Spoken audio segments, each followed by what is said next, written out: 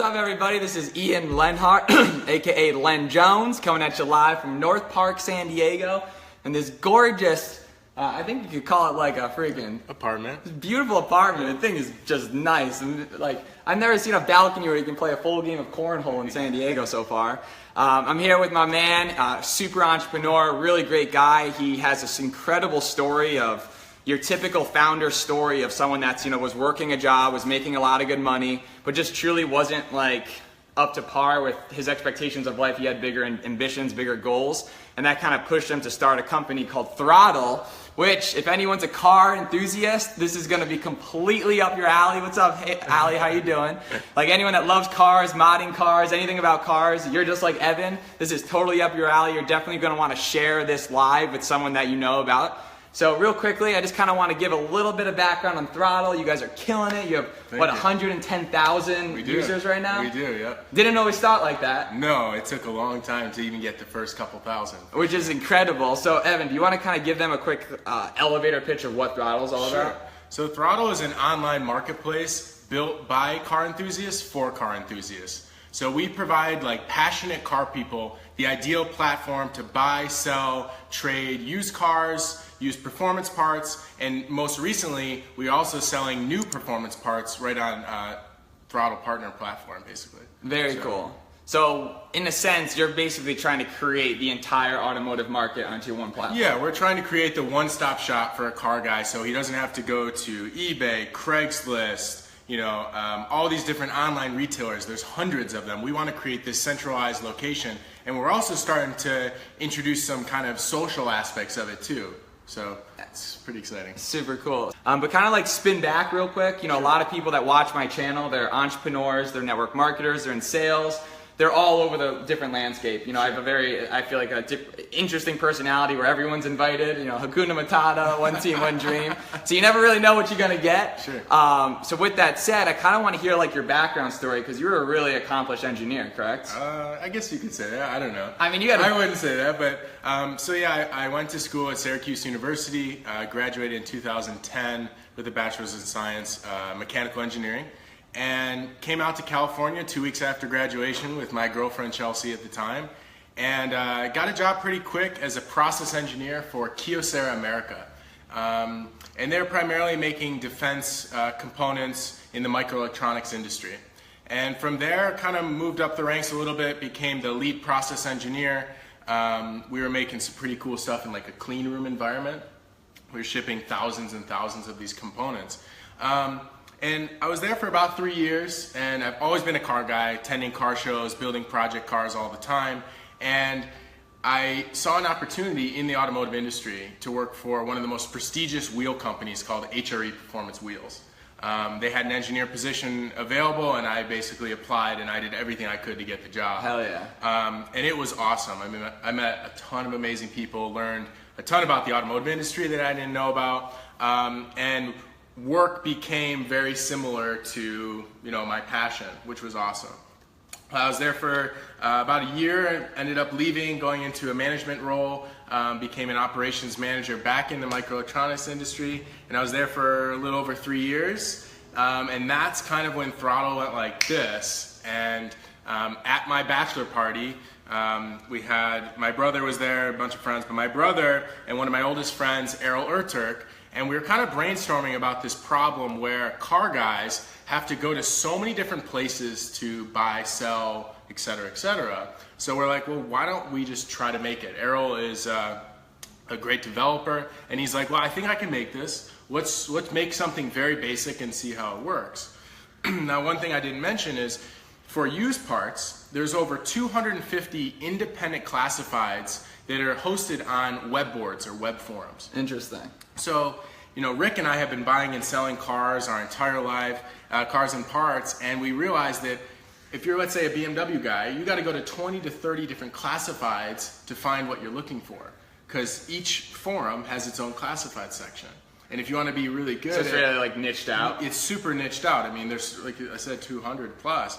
So if you want to looking for a very specific part, you got to go to all these different sites, and it takes forever. So that was kind of the initial start, was how do we build a tool that will make our lives easier so that we can find rare parts faster or sell parts faster. Or vice So you're versa. at your bachelor party. You're at your bachelor party doing this. So you're like, I think this was like a Sunday morning discussion. You're like, I'm having the time of your life, and you're like business. light bulb. Yeah, pretty much. Damn. And you know, from there, I don't know how long it took Errol, a couple of weeks or whatever, to put together a very basic thing that I think kind of combined these marketplaces in a very rudimentary form.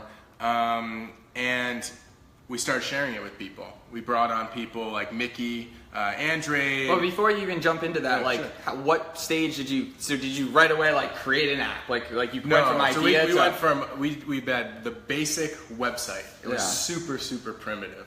It was basically like a search bar, and you could type something in and it would show you results from different websites and combine them, basically. Almost like a kayak.com. Cool. Very, very similar. So you created this aggregator. We created this super simple aggregator, and that's when we started kind of just sharing it. And like I said, it was pretty basic. Yeah. And you know, we started sharing with people, and people were like, wow, this is awesome. Why has no one created this? Why has no one created this?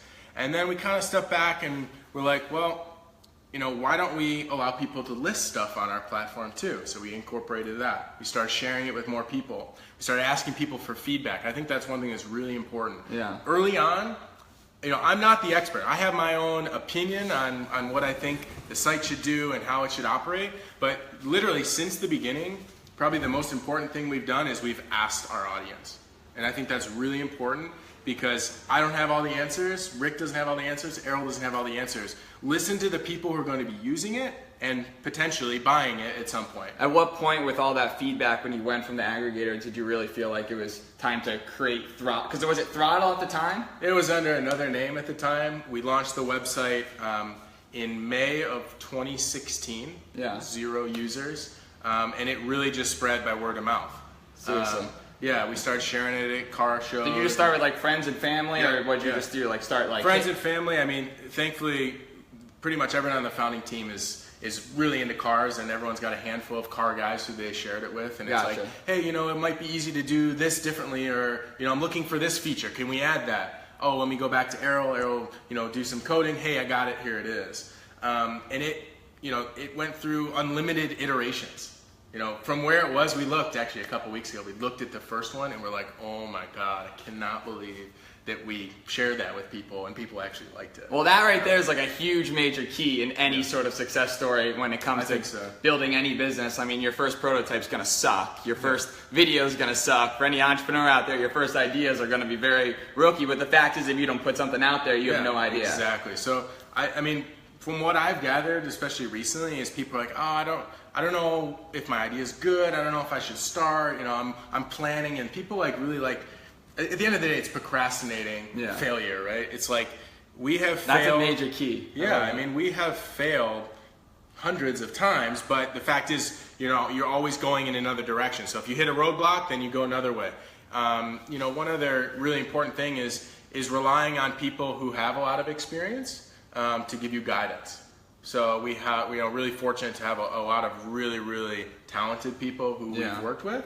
Now, on the other side, I will say as a caveat is as you're starting a business, everyone has an opinion on what you should do. I mean, everyone. People who you would never really think would, or people that you ask, they send you in one direction and then you go another direction. So at the end of the day, you know, we've talked extensively with the founding team is, you know, we are the experts in our business, right? We have to provide the direction. You know, we can take input, we can, you know, listen to people, but, you know, we have to own it. Because at the beginning, it's like you get all these ideas spitballing. It's not even an egg at this point. So everyone's trying to change, and every idea seems great, and then you realize you're not executing any of those ideas, and you're not making any moves. Yep, exactly. So you guys basically were like, we got to push and pull and go forward. So like, you create the app, you have this general idea. You told me it take what, five to 6 months before you got your first 10,000 users? Yeah. So I mean, it was a lot of grinding. And actually, that's tell me about those like early days. Yeah, so it was like you said, sharing with friends and family, and that can only get you so far, right? Yeah. You know, I don't know, a couple hundred users or whatever. And you know what I thought originally when we started this business is you share with a couple hundred people, and every one of them shares it with 10 people, and then this thing just blossoms into this crazy thing. Right. And unfortunately, with this type of platform, or in my experience, it's never that easy. So we had to grind. I mean, we were growth hacking every way we could. I love that term. I love it. you know, from social media, we really focused on Instagram. That seemed to be the best for us. You know, we were reaching out to people on Craigslist. We were reaching out to people, you know, who we saw on Facebook groups posting cars for sale and say, hey, have you heard of Throttle? Check it out. You know, obviously we're not spammy, of course, but having a conversation with people about, hey, what are you looking for when you're selling a car? You know, why do you choose X over Y? Gotcha. And really, like I said, the whole time making iterations to how do we make the platform better and better for the end user. So do you feel like, because that's the hardest, it's like the entrepreneur roller coaster, right? It takes so hard to get it off the ground, or I think a great analogy is the plane reference. It takes a lot of fuel to get it off the ground, but once you start hitting momentum, the big mo, you start hitting those databases. A lot of YouTube subscribers, especially you're friends with all sorts of different YouTubers, takes so long to get to that, you know, first set, and then once you hit it, it's like boom. Yeah, I mean, I feel like right now we're kind of like in that takeoff mode. You know, we're working on a lot of really crazy projects, but yeah, that initial grind, and we will continue to grind. You have to. Yeah. You know, people always ask me, you know, like, yeah, how do you get started and all that stuff, and what I always tell them is just start right now. And the other thing that people maybe don't understand is, like, if you use Instagram, which is what I said was our major kind of, I guess, area, you got to post 3 to 5 times a day consistently. So when people say, oh, I post once a day, or I look at their account and I see 12 posts, come back when you have 500 posts and 5,000 followers. And that's how I know that you're going to grind. That's a great point, yeah. Right? What is your opinion on, like, when you got to the point with, like, so you're at your 10,000 users, you started using influencers. Sure. Correct? Mm-hmm. So yeah, that was a huge way that we growth hacked kind of the system. So that's a lot that's going on right now. Like, I know for our personal business with TrueFace, we do facial recognition for everyday use, so you can literally put our software onto any sort of applicable use. Sure. Influencers are everything these days. People are watching YouTube more than they're watching TV, which is insanity. It's crazy. So like, it's true, though. You could just, like, if you love scuba diving, you could start a scuba channel. You like cars, you could start a car channel. Before you know it, you're working from home, traveling the world, doing whatever you want. It's insane. What did you learn about influencers? Because it wasn't all just like, you said at first they weren't like listening to you, they didn't take you seriously. Exactly. That's exactly what it is. I mean, if you approach an influencer and you're Joe Schmo and you have 50 followers and no one knows who you are, you have no credibility, right? Why would they listen to you? So how many emails did I send out? How many phone calls did I send? Hundreds. I mean, hitting up people every day, or as much as I possibly can, and finding that 1 or 2 people that responds to you, and then networking with them. And you know, thankfully we've connected with some incredible people, incredible car guys, incredible just people in general. And I can't thank them enough, because without their support, we definitely wouldn't be where we're at right now, and we definitely would not be where we're going to be in 2-3 months from now without those initial people who were like, I'm going to take a chance on these guys. Love that. I like what they're doing. Yeah, and you recently had a huge upswing in your business. Like, the last week for you has been like freaking pumped. Yeah, we did a... Yo, guys, listen to this. This is crazy. Yeah, so as I mentioned to Ian before, is we really focused on Instagram for a long, long time. And probably in the past 6 months ago, we got introduced to some people who do YouTube, like vlogging and videos on YouTube. And in my opinion right now, the video engagement is by far the highest. Whether it's a live stream or whether it's a recorded video and put on a channel, the video engagement is, I would say, 5x, 10x what a picture would be on Instagram or an advertisement. So we realized that, and we started putting emphasis on working with YouTubers. And you know, throughout all these messages and developing this whole brand ambassador program, essentially we've been connected to some very large influencers who really like, who saw your vision, saw what you're doing, saw the end goal, right? Yeah. And they've really been a huge help. So a couple of months, probably about a month ago, I grew out a mustache, and we called it Stash for Subs. And I think we had about 3,000 YouTube subscribers. I was like, all right, I'm gonna make a goal, 5,000 subscribers, I will shave the stash. And my wife, Chelsea, hated the mustache. And most people hated the mustache. But some people online, I guess, like the mustache. I don't know, I got some people on my Instagram here probably telling me to grow it back. But anyway, so we started promoting that, and people started seeing me in videos with the mustache, and literally every opportunity, even though if it was like, you know, stupid or ridiculous, I would always just say like stash for subs and like plug it as much as I possibly could, probably to the point where it was kind of annoying. Yeah, we started growing really fast. And then even more recent, I think it was a couple days ago, we did another kind of similar thing where someone made a joke about Mickey, who's one of our guys, one of the founding guys, has a huge beard. And someone said, oh, you're going to shave it off if you get to 10. And it was just a joke. And people took it very literally. And we went from 4,700 to like 12,000 in 2 days. Damn. And then since then, we've grown another 5,000. So I think we're like 17,000 right now. Damn. Which is insane. I mean, so literally like a month ago, you're at 4,000 or 5,000. Yeah. And next month, you're at 17,000. Yeah. And then it's the compound effect from there. Yeah. So like, and it all started from a mustache. So, which is silly. I mean, it's silly. Drop a mustache in the comments if you guys would ever use this growth hack strategy for growing your business. Said, yep, hated it. Yeah, absolutely. But that's so interesting. I mean, it's crazy what people will rally behind and the excitement, but more importantly, you are really showing a human side to you. And I know that's why a lot of your followers follow you so much, because you're just like another one of them, just working on it, just all in the.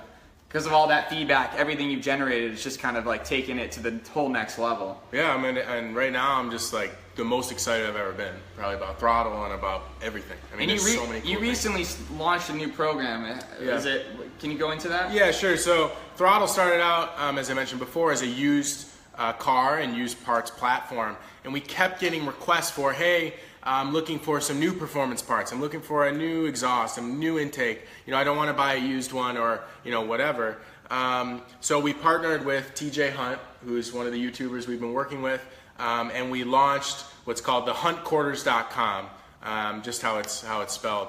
And essentially what That's that a is, sick name. Yeah, so his name's TJ Hunt. The Hunt Quarters is his garage where he does all his project builds and stuff like that. We thought it'd be perfect.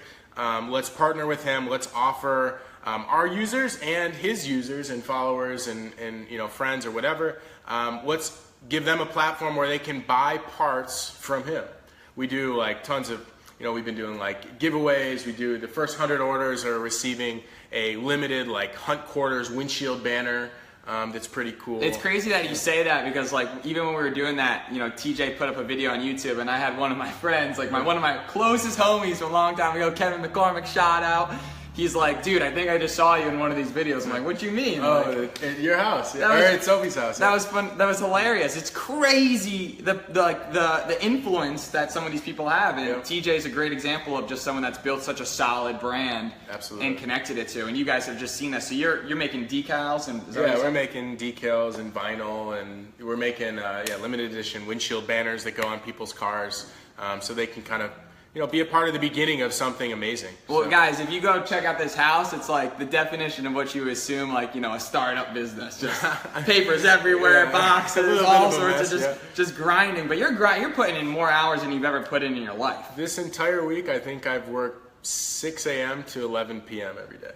Damn. But with that said, you've been happier than you've ever been. Oh yeah, I mean, I go to sleep now, and I'm like, super excited. I wake up in the morning. Chelsea gets up at 5 a.m. and I'm usually like up right behind her and like ready to go check on the computer and check all the analytics and everything.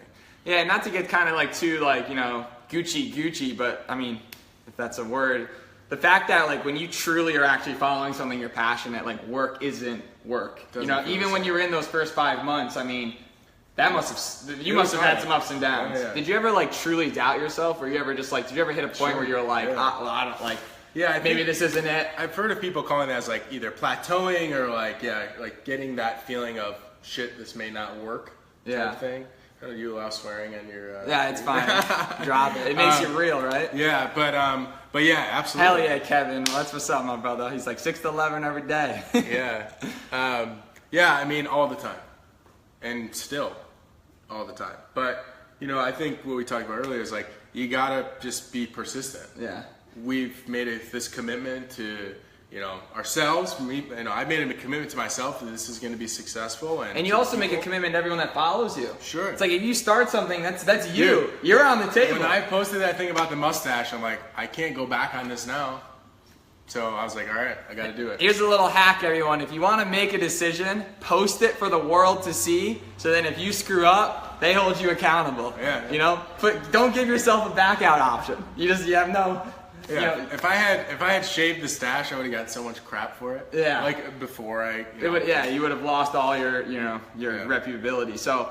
Yeah. A couple quick things as we kind of round this up. I want to pick your brain about social media platforms. Like you were just kind of schooling me a little bit on social media, which I'm pumped about. I really want to listen into. What are your kind of thoughts on what have you learned about Facebook and YouTube? And if someone's trying to build a brand and following, like what would you recommend? I would recommend starting. The first thing is just doing it and seeing what works and what doesn't. You know, all the platforms. And you know, I'm no expert either. Like I'm learning every day, and there's a lot of people who are much better than I am. But I'm trying as much as I can in all different avenues, and you know, see what works for you, and then focus on that. So Instagram was really working for us. Our user acquisition costs were very low, and we were really accelerating with that. We tried Facebook. We didn't really try too much YouTube at the beginning, and it just wasn't working, so we didn't want to invest that much more effort into something that's working. We see something that's working, zero in on it, perfect it, you know, run 10 different tests. If you have, let's say you're launching a t-shirt or whatever, you know, you could post all different types of photos, right? Don't just post one style of photo and get upset if they don't sell. Try 20 different styles, and by styles I mean, you know, one on a mannequin, one just a black background, one on an influencer, one at the beach. Constantly be experimenting and taking note of all the analytics that are in front of you. So you have likes, you have comments. If you have your Instagram set up as a business, you can see impressions. Interesting. You know, you can do Instagram stories and swipe up to see the links and how many clicks you have. You know, there's so many tools available. It's crazy. It's almost overwhelming. And and you said YouTube. You can. I'm just curious personally because I do Facebook Live, but he's saying I should also be YouTubing. Yeah, you should. YouTube Live's really cool. I'm just kind of getting started on that as well. But yeah, I mean, experiment, see what works. If it doesn't work, don't do it. Move to the next thing. Totally. There's and you know, there's so many different ways to go about it. But for sure. Do it. Yeah. Get started. Produce more content than you think you should. Always content. That's a freaking major key. Wow. Yeah. Woo! Yeah. I get pumped up. Like like let's go. Guys, if you guys are involved in startups, you guys are involved in a business, you guys are working for yourself, or you're aspiring to be someone that just aspiring to get out of where you're at right now, you know, we really hope that, you know, you see these as lessons that kind of help you, inspire you to push you out of your comfort zone, do something different. You never know if one of these messages can inspire that one person that's watching this, like just that one person that's just like, all right, I'm done, time to move, time to make moves, and like that's what it's all about. Yeah. I know personally I get a lot of value out of just like doing these interviews because I learn a lot, and it's awesome just to kind of help that one person. So, you know, we really appreciate you guys checking in on this, watching in on this. Is there any, you know, last type of things you'd want to share with everyone? No, I don't think so. I'm just stoked. Thank you for having me on your show here. I'm excited to see. You know, it sucks. I just met you a couple weeks ago, and you're going to be. Do they know about that? Well, I'm moving to San Francisco. Okay, they don't know what for. Okay, but so, yeah. So we'll have to make some trips up north. We might be in the Bay Area in the next coming weeks here too, just for some trips. But yeah, man, I'm excited. I'm stoked. Oh yeah. For sure. Beginning of a good time. So yeah, guys, moving to San Francisco in 10 days. I'm gonna miss San Diego. Dang. You're gonna come But you know, sometimes you gotta make moves. You gotta, you know, follow your dreams. You gotta hustle. You gotta go and go and go. You know, you can chill in the future. So with that said, guys, share this with anyone that you think would have value along social media. Any car enthusiasts. You know, we really appreciate your feedback and your time. If you guys want to connect with Evan, reach out. Make sure you download his Throttle app. Throttle app, thing's phenomenal. Very easy. Well done. Check out the VIP program if you guys are interested in becoming a brand ambassador. Yeah, you can check that out. Also check that out and definitely subscribe to his YouTube channel. And with that said, I really appreciate you guys, all you guys on Instagram. What's up, y'all? And with that, I ain't got anything else. So have a phenomenal day. Happy Wednesday. Take care. Peace. Peace.